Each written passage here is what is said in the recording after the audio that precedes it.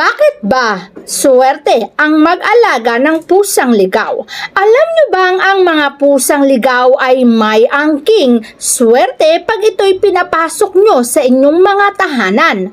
Nagdudulot lang naman ito ng atraksyon sa blessing pagdating sa kaperahan. Kapag inampun mo ang pusang ligaw na yan, ibabalik nito sa iyo ang napakaraming swerte na hindi mo inaakalang mapapasa yung buhay. Kaya nila napili ang iyong tahanan dahil alam nilang nararapat kang bigyan ng swerte sapagkat napakabuti ng puso mo. Kaya naman ang balik nito sa iyo ay maraming blessing at maraming kaperahan. Mararamdaman mo na unti-unti habang inaalagaan mo ang pusang ligaw na yan, kumaganda din ang iyong buhay. Kaya huwag kang magdalawang isip na pag may kumatok na pusang ligaw, agad mo itong papasukin sa iyong tahanan at